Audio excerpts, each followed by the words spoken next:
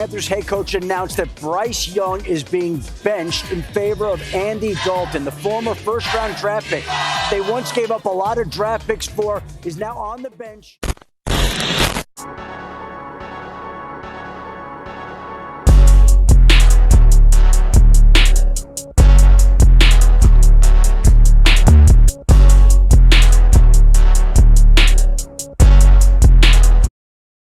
What's up, Panther Nation? If I'm being honest with y'all, this is one of the best feelings I've had heading into an offseason as a Panthers fan, if not the best. We got a franchise quarterback. We got a franchise head coach.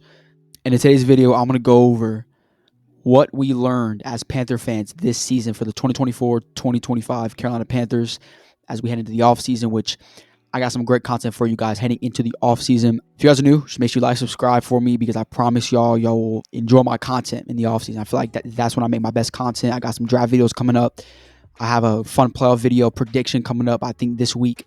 And then I got my first draft video right after. Just stay tuned. It's going to be a very good draft video that I got coming out for you guys. And it's my favorite time of the year because it's when you feel this good, you got your quarterback, got your head coach.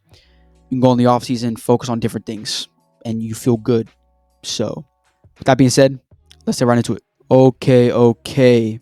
So, I just concluded watching us beat the Falcons in OT. Bryce led us on that drive. Miles Sanders scored to end the season for us.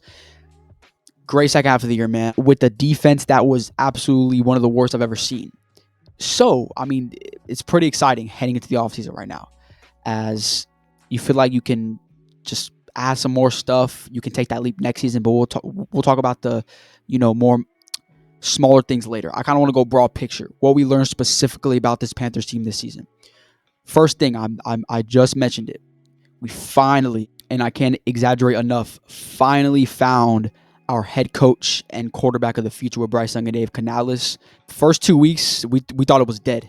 Honestly, it was the worst I felt as a Panthers fan. I thought we were going downhill. I was like, Bryce Young's done.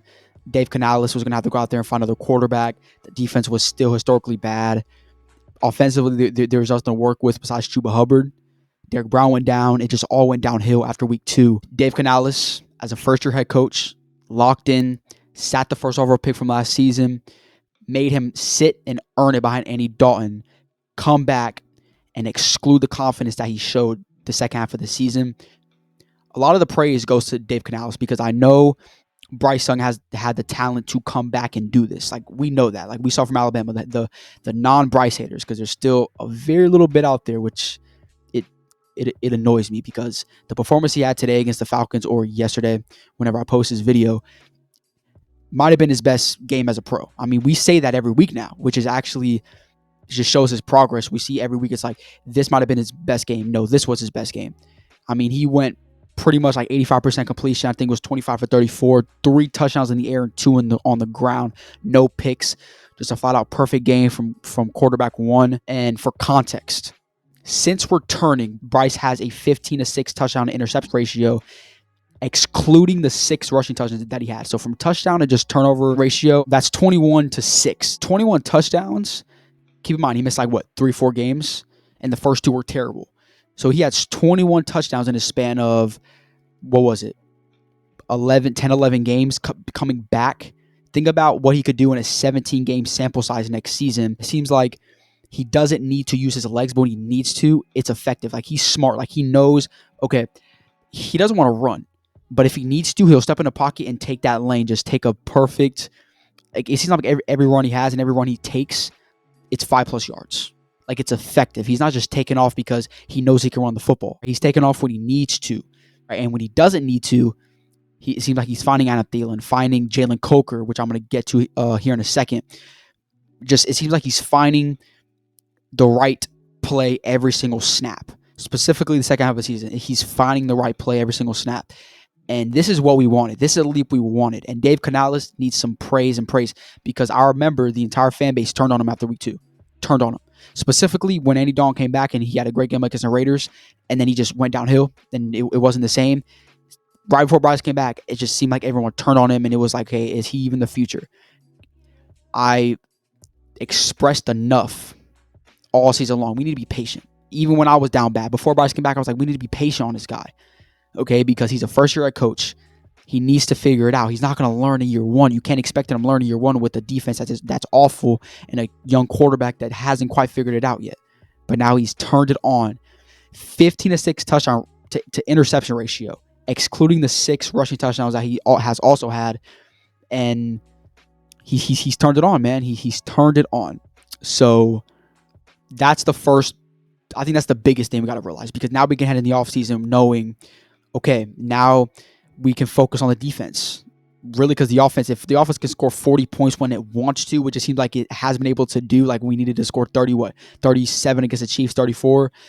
Well, it seems like whenever the offense has needed to score, it's been able to score in the second half of the season.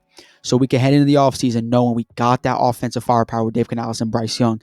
Now we can focus on building the defense. Okay, second point, the offseason additions for Dan Morgan, man. First year as the Carolina Panthers GM, and has come in and made a big impact. He's a big reason why his additions in the offseason have made a big role in this team taking a turn the second half of the way. If it's from the big signings from Robert Hunt and Damian Lewis to beef up that O-line, which I'm going to get to the O-line here in a second. I actually love the O-line so much. To making the small, minute, signings that it looked like in the beginning. Picking up Jalen Coker, Damani Richardson, but those undrafted rookies has made big time, impactful plays this season. Specifically, Jalen Coker has 416 yards and 2 touchdowns.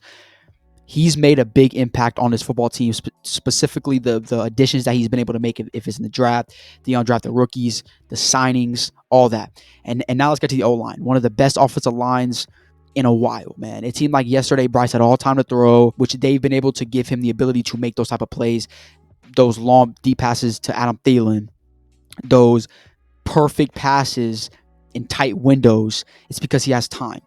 And even if sometimes he doesn't have time, Bryce still delivers, as we saw against the Cowboys. We got hit in the face and stuff like that. But you're not going to be perfect like every single snap. If we're being real, Robert Hunt is the best offensive line on this team. The best offensive lineman. It's not Taylor Moton. I don't care what you say. Robert Hunt I don't think he has any holding penalties or is a false start. So one or the other all season long so far this season. Damian Lewis has been consistent. I haven't seen really him give up any pass rush abilities. Taylor Moton is just consistent, but he's not not our best offensive lineman, if we're being real. Okay. So that alone, sacrificing the defense, as we saw this year, Dan Morgan sacrificed the defense to take a step in the offensive direction, which I think long term it's going to work out, because you can go in this draft with the first round pick. You can go in this draft with the first round pick, with the top 10 pick rather. Again, we're currently 8th, but go always trade up. And at the 8th spot, if you don't end up with Abdul Carter, Mason Graham, the guy you want, dude, you still got other great players on defense there, but no one realizes it yet. No one realizes it. Like, wait till I drop my videos. Y'all are going to love some of these prospects that I got on defense that we could take at 8. Like, there's so many good defensive players upside-wise in this draft. You don't need Abdul. I think Abdul's great, but you don't need him. Like, if you don't get him, it's fine. There's so many other great players, but he's made a big impact. Dan Morgan has, and that's another thing. I mean, it seems like finally got our GM, finally got our head coach, finally got our young quarterback of the future. And again, Xavier Legette is a question mark in the air. We don't know if he has the ability to be a receiver 1 in this league. We don't know. I'm hoping he does, but we don't know. He hasn't been able to prove it week to week yet. Jonathan Brooks, I'm going to get to the running back room here in a second. But him being the second back next to Chuba Hubbard, who is clearly a top 5 running back in the league, and he proved it this year, dude, your running back room is deep as it can get. Okay, then you have Jatavion Sanders, who has made, I think, the biggest plays out of all the rookies this year when it comes to the hurdles, just the big time plays. If you want to pick one, I think it would be Jatavion Sanders. Trevin Wallace being the quarterback of the defense this year whenever Shaq went down, calling the plays, had a lot of tackles this year. Shaw Smith-Wade needed to step in that nickel spot, not giving up big plays. I feel like he's been he was very consistent when he was out there, even though he gave up plays because he's a rookie. He was fairly consistent as a rookie, a 6th-round pick rather. So Dan Morgan, big time GM for us, and I think he's going to do it again in the offseason for us in the draft and free agency, and it's going to be a very exciting time this offseason.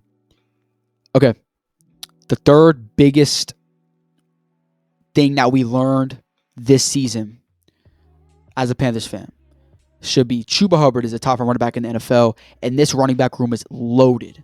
It's loaded. It's loaded. Not to mention this running back class in the draft is also loaded. So if you wanted to double dip and say, you know what, Cam Scatterboo's in the 4th round, let's pick him up. There's so many good running backs in the draft. I wouldn't say like it's a need at all. Like, we don't need running back, but if you want to, you can go ahead and do it. Adding talent is not a bad thing, especially with Jonathan Brooks. ACL tears is kind of an issue. It's kind of like a scare maybe. But Chuba Hubbard had 1,195 yards, 10 touchdowns, and was just the MVP this year. If we're being real, he was the best player on the Panthers this year. With Derrick Brown down, he was the best player this year. He stepped up every single snap when needed to. He was everything that you needed in a running back and an offensive weapon. He was that for your offense. And then you turn into Jonathan Brooks. When he was out there, you saw his receiving threat. You saw it. But then he went down, of course, again. But we're going to have him back next season, which is hopefully he's healthy next season. He stays healthy because the 1-2 punch is still there. I promise you, it's still going to be there. So I think that's the biggest thing that we learned this year is that, even without Jonathan Brooks, Raheem Blackshear came in and made plays yesterday against the Falcons.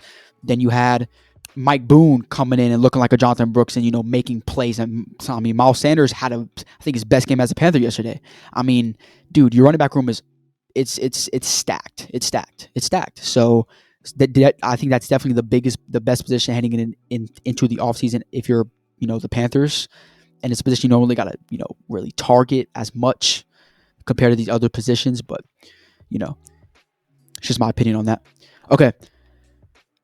The last point, I think this is really the only bad point because, again, the momentum is trending up. So there's not really a lot of bad things to say, but this is a broad picture. The defense sucks. It's one of the worst defenses of all time.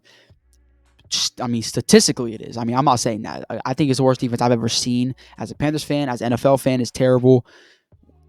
This year, the Panthers have given up the most points in any season in NFL history with 384. I think the 1981 Colts were 383, so 1 point off. It's terrible. It's bad. It's like 50 years apart, pretty much, of being the worst defense. You're terrible. You're down bad. You're not a good defense. You got a lot to work on. You have no depth. You have a bunch of practice squad players coming in and out of the lineup seemingly every Sunday. Chandler Wooten is not a player down to down that we need him to be whenever Trevor Wallace went down. He's just not. Caleb Farley's out there playing seeming down to down.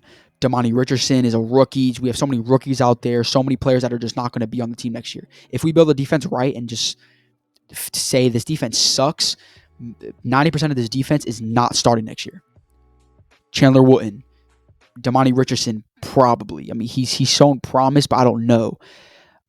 Caleb Farley, besides Mike Jackson, all the corners I was out there the past 3 weeks are not going to be playing. Besides JC, of course, that's a given. But besides Mike Jackson, all the corners are trash. All the safeties are garbage besides Xavier Woods and Damani Richardson. The linebackers suck. The defensive line seemingly can't get pass rushing. When they do, they can't finish on sacks. We saw from Clowney yesterday. Even though, again, he fought through it and he got a sack yesterday, he actually made some big plays yesterday. I'm not going to lie. And I'm actually happy we have him because if you can keep Clowney, figure out a way to draft the pass rusher. If you can figure out a way to, find that number one pass rusher in the draft, you're good. You got Derrick Brown. You can work with that. Now, corner, it's tough. You have your number one corner. That's cool. Linebacker, you got to figure that out. So, again, it's going to be fun. It's going to be exciting. It's going to be exciting. I say go just draft defense and get your receiver in free agency if you want to sign a T. Higgins or trade for Garrett Wilson. I don't really care what you do. Just go get your guy. Just go get the guy you want and lock him up. I'll say T. Higgins because you can lock him up. He's in free agency. Garrett Wilson, you have to trade for him. I don't want to do that. It's going to feel like another Deontay Johnson. I don't want that, dude. I just don't. I'm not trying to do that. Just get a guy you can lock up, and that's T. Higgins. And I think T. Higgins is better anyway. Argue me in the comments. I think T. Higgins is better than Garrett Wilson for sure. I want T. Higgins before I even think about Garrett Wilson. I just do. So, yeah.